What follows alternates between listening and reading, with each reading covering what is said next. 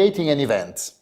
Once again, 10 steps, 10 guidelines, 10 reminders of what are the actions that you should take into consideration when creating an event. An event, whether it's a big or small, it really helps you to strengthen your relations with your potential, current, future clients.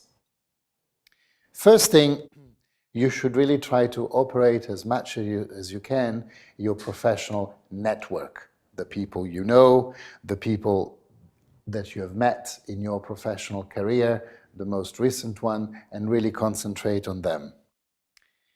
So, second thing is concentrate on the recent contacts.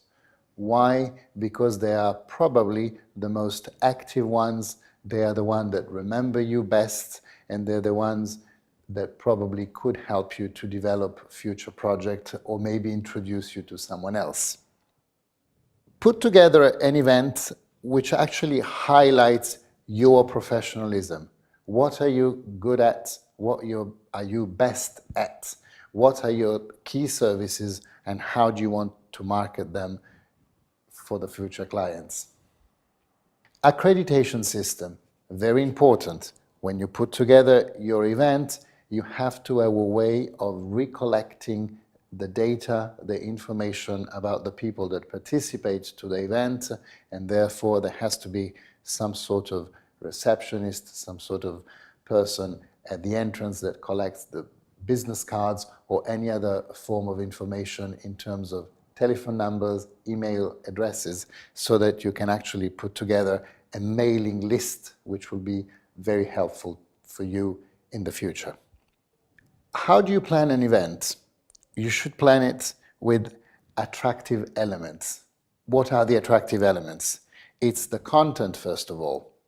What sort of highlights you want to give to your content. It's obviously the location, whether it's a conference room, a conference space, whether it's more outdoor oriented, indoor oriented, the actual physical location. Is it in the center of town? Is it in a conference center? Whatever. But make sure that when you choose the space, the location, it actually reflects the type of event you want to come up with. Speakers are probably the most important element of your event. How many speakers? What type of speakers? What kind of message each speaker can actually help you with and provide the information required.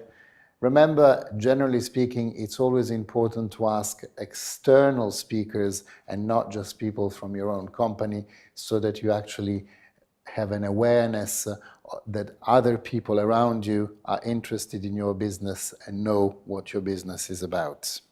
When you organize your event, you should also plan for yourself and your staff to be available to talk to the people that participate to the event before and after the speeches or the different phases of the event. English word that you may or may not know, mingle. Mingle means actually going out with the crowd and talking to the various people that are there at the event. When you design your invitation, remember that they should be simple. You should be able, at a glance, when looking at them, to understand when is the event, what time, and where is the location and the content. So don't overdo it, don't do super fancy graphics, just try to be straightforward with those key informations. How do you send your invitations out? You should probably send, first of all, the famous save the date, and then follow up with another invitation that gives all the proper information and reminds people that the date is getting closer, the week before, 3-4 days before. On the last invitation, once again, remember you clearly state the place with the address, the time, the length of the event, and the content. After you've actually sent the invitations out and the event has taken place, it's not finished. Remember, you have to call people up again. you have to thank them for having come to the event, and you have maybe to propose another meeting, which is a more personal meeting at your office, at an external location, come for lunch, have a drink, whatever. But the event, it's only the beginning of your future professional prospects. Creating an event in the evening, yes, of course, why not? But just bear in mind that there are cultural differences. For us in Italy, it's nearly obvious to create an event that ends up with some sort of cocktails or maybe even a light dinner. Whereas in other culture, you may want to organize it at a different time. Very often in the United States, an event is more in the morning that ends up at around 12:30, followed by lunch or not. There isn't a fixed rule, but I think you should really adapt to the local cultures. Good luck.